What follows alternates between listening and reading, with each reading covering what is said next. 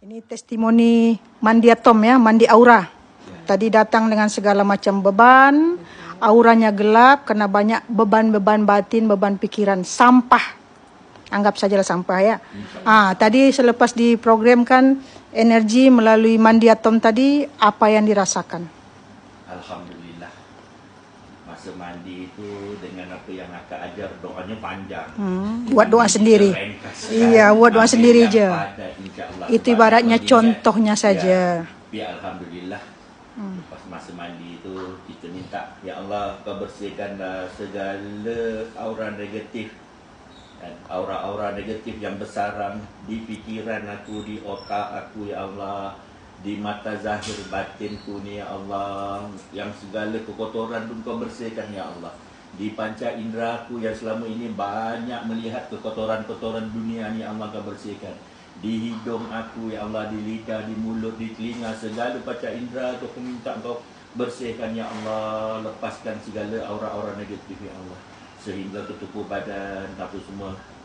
Lepas mandi mandi aura, mandi atom tu, kita lihat tapak tangan kita, kaki kita sementara menunggu untuk dibilas tu, ya Allah, merah, rasa badan ni darah mengalir, panas ya, panas ya. Tu. Padahal selama ini sejuk ya, sejuk mudah kembung. Tak tahu pun macam mana fungsi darah tu.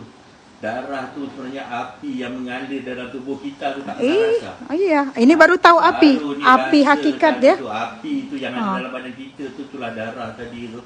Termenung, lihat kebesaran dia tu. Ya Allah, banyaknya tu kotoran tu. Dah siap, dah mandi, kita dah bersihkan, dah minta dengan Allah, kita pun mandi bersih dengan niat, ya Allah, aku mohon pada kau sucikan balik. Bila disucikan dengan air yang bersih ni, segala kotoran yang negatif tu aku minta kau, ya Allah, kau lepaskan, ya Allah. Allahu Akbar. Itulah.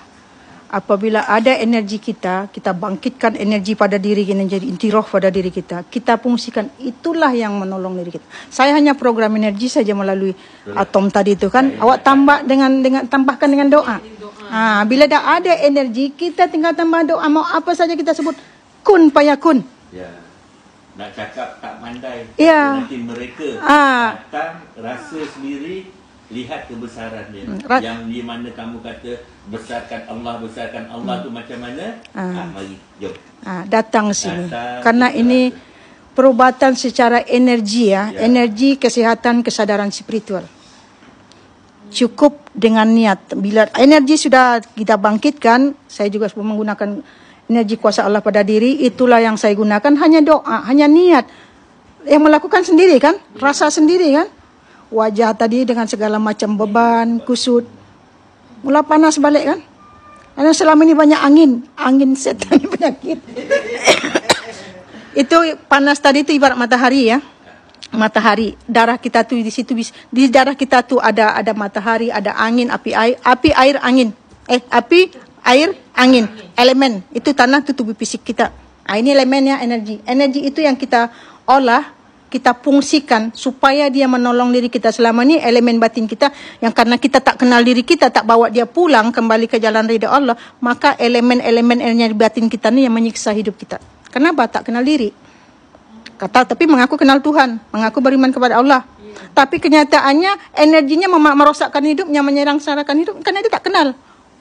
Ini energi ya, kita dijadikan dari energi nur ataupun cahaya. Kalau kita tak mengenal triliunan lapisan energi makhluk halus yang bersarang di tubuh kita, maka dia akan menyengsarakan hidup kita, menyiksa hidup kita. Kita jadi sakit-sakitan, hidup tak tenang.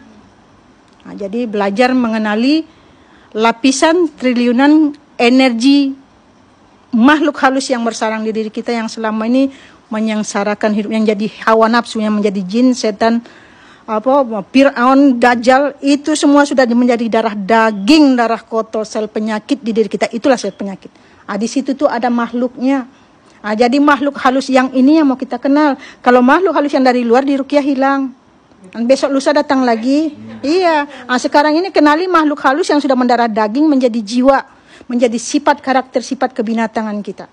Karena itulah binatangnya di dalam badan kita tuh. Selagi wadah dia tuh belum kita hancurkan, wadahnya tuh sel darah mati. sel penyakit atau darah kotor, disitulah dia bersarang. Ini kalau dibukakan mata batin, kita bisa masuk ke dalam darah. Berapa banyak binatang buas di dalam diri kita. Kalau diperlihatkan ngeri. Ngeri. Seperti setan gentayangan, yang menyeramkan. Ini karena belum dibukakan mata batinnya. Kalau dibukakan mata batinnya, lihat diri sendiri. Ngeri, menyesal, sedih, merauh. Ini kalau dibawa untuk pembukaan mata kolbu, menggiring jiwanya. Nampaklah yang merasa dirinya bersih suci itu, kalau udah dibuka mata kolbu, Allah bukakan melihat roh kita sendiri.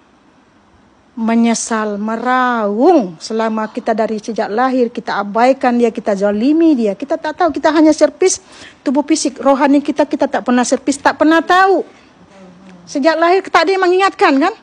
Karena yang sakit ini rohani kita. Bila rohani kita sakit, otomatis sarangnya itu tubuh kita kan? Kalau tak ada rohnya di tubuh kita tak bisa bergerak. Itu tuh nyawa tadi, itu tuh roh. Dan berapa banyak roh di tubuh kita. Sekarang ini roh kita nih yang sakit. Roh itu rohani, batin kita. Pikiran, perasaan kita itu rohani kita. Yang kita servis selama ini, yang kita akan kasih makan selama ini, tubuh jasmani kan. Rohani macam mana nak bagi makan? Macam mana, pernah tak Pak Ustadz, Pak Lebay, guru agama yang mengajarkan? Zikir. Zikir bukan makanan roh. Zikir itu mengingat. Apa yang diingat? Bacaan, tulisan. Kalau yang tidak tahu apa yang diingat, macam mana nak dia? Ini untuk kaji diri nih. Karena orang yang tak tahu diri ini yang biasanya sakit mental. Karena saya juga pesakit mental kan. Oke, kita buat terapi ini. Saya kalau cerita nih, saya ini suka bercerita.